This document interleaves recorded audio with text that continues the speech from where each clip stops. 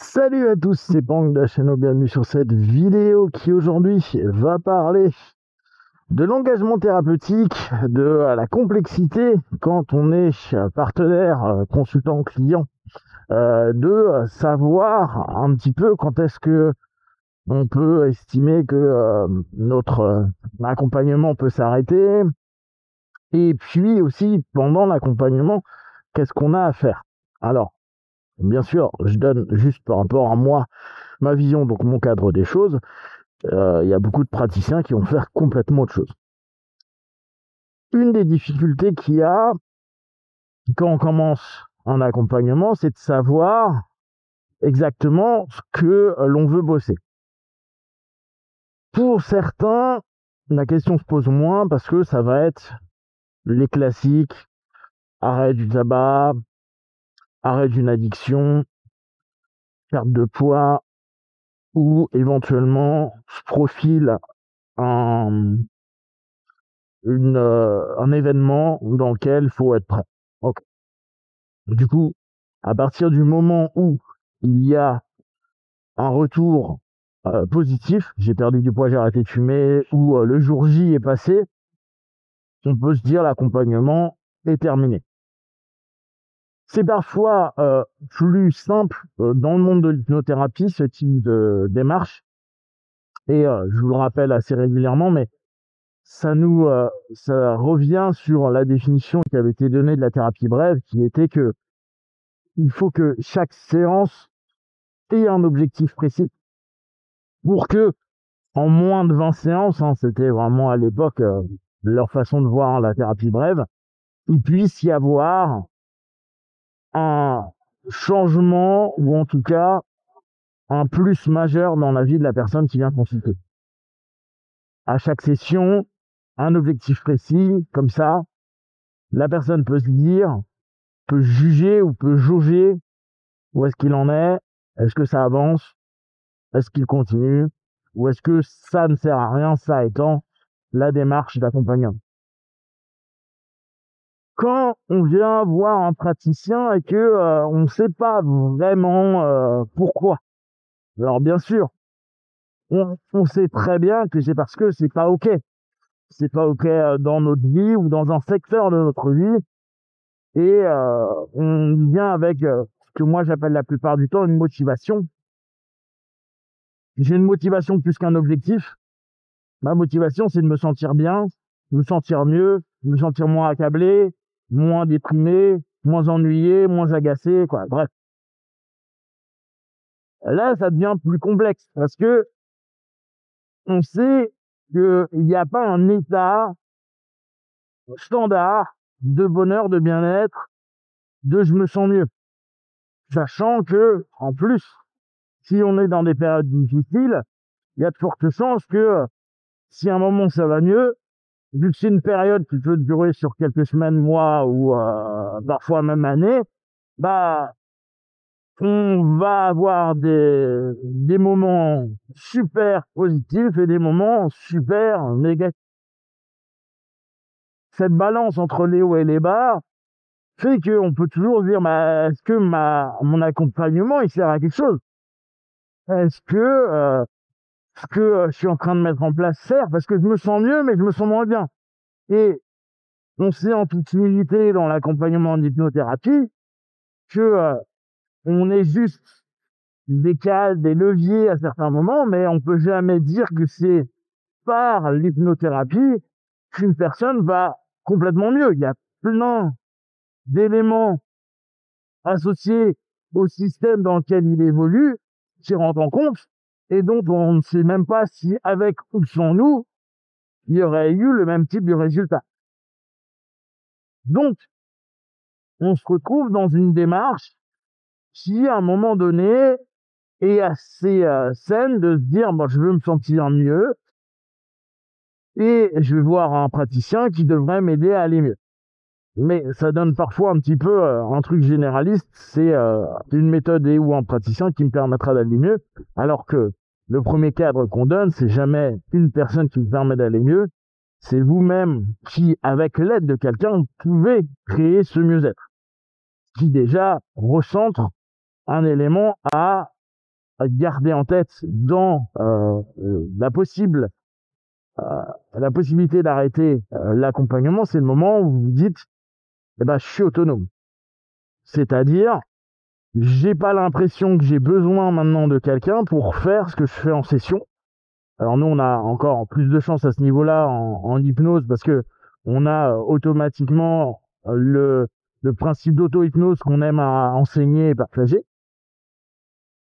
Et du coup, si la personne vient pour quelque chose comme apprendre à gérer sa douleur, bah on peut se dire que le moment où il arrive sans avoir à prendre un rendez-vous et à revivre une session ritualisée par un hypno à calmer, apaiser sa douleur, bah on est dans le succès, on est dans une réussite du cheminement et surtout l'accompagnant peut se dire bah ça y est c'est bon hein, moi j'ai fait ce que j'avais à faire, j'ai appris, je sais le faire ou en tout cas sur ce type de douleur là c'est plus un problème, la douleur étant toujours potentiellement un problème.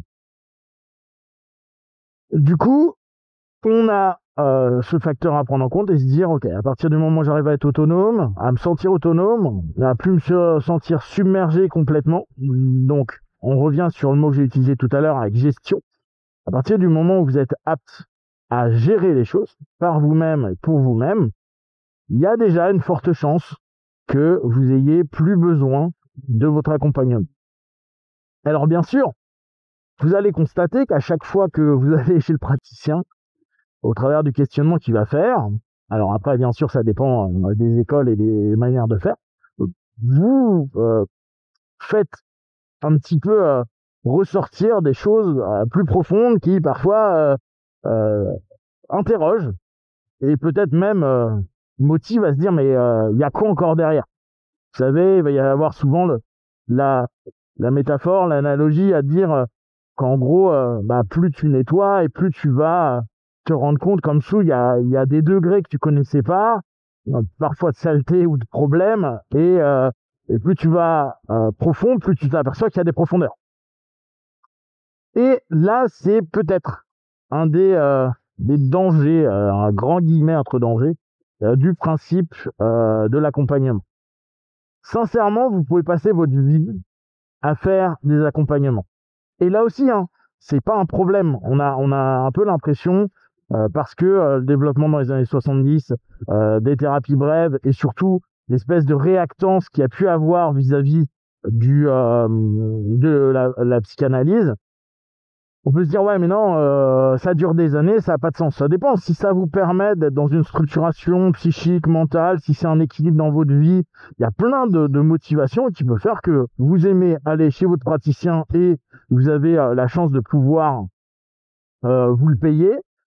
Ah, c'est génial. Tant que vous pouvez, que ça vous coûte pas un bras et que psycho-émotionnellement parlant, ça vous met pas en vrac à chaque session, bien qu'il y a des personnes, c'est un peu aussi leur recherche, hein, de ressentir plein d'émotions, de sensations et autres, bah pourquoi pas.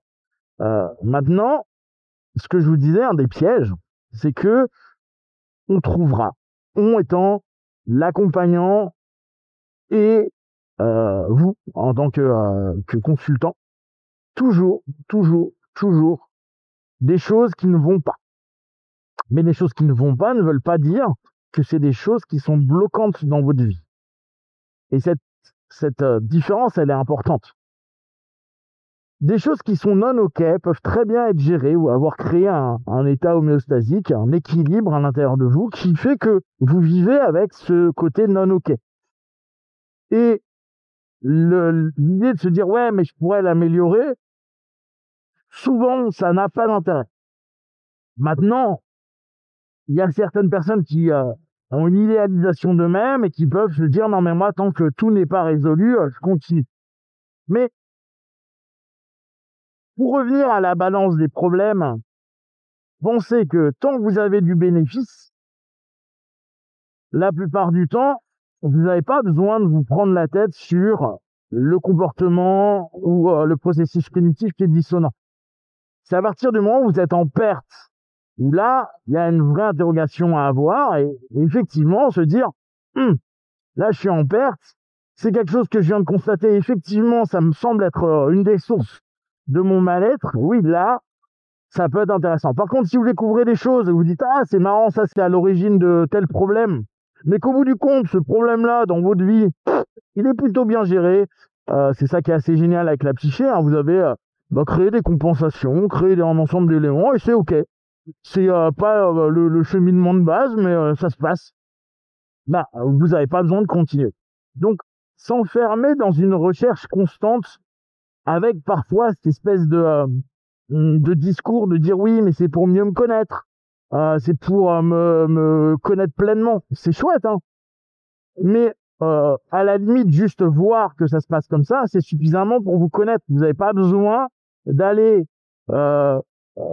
titiller le pattern qui est juste légèrement nonoquet, mais bien intégré dans votre système, plutôt que d'aller foutre le bordel et potentiellement vous mettre pas bien sur des semaines, des mois, en ayant en plus l'idée de se dire oui, oui, mais ça va être pour mon bien. Je vous rappelle que l'accompagnement, c'est un peu la boîte de Pandore. Quand on l'ouvre, c'est très très dur de la refermer. Et c'est à ces moments-là où il faut se dire, oui, peut-être que là, je me sens autonome. Je sens que j'ai plus de bénéfices dans ma vie que je n'ai de problèmes par rapport à mes comportements, mes pensées, mes émotions. Ça me semble plutôt bien ou en équilibre. En tout cas, il n'y a pas de négatif qui pourrit ma vie. Là, je peux me dire que j'arrête. Quitte à revenir ultérieurement, là encore, c'est pas des absolus qui durent ad vitam aeternam, même si on aime à dire, votre subconscient prend les bonnes choses, limite il a été reprogrammé et ça fonctionnera. Non, non, non, non. Il y a des moments, vous allez avoir des stress intenses, des moments complexes, et tout simplement, il vous faudra simplement revenir et retravailler tranquillement sur vous, d'une autre façon, avec une maturité qui aura évolué de votre côté, et vous avancerez d'autant mieux à ce moment-là. Si vous avez des questions, des remarques, vous les partagez. Si ce contenu vous plaît, n'hésitez pas à liker et à vous abonner. Et comme d'habitude, de tout ce que je propose, ne prenez que ce qui est bon et juste pour vous. Testez, observez, analysez et concluez. Yohan, ciao.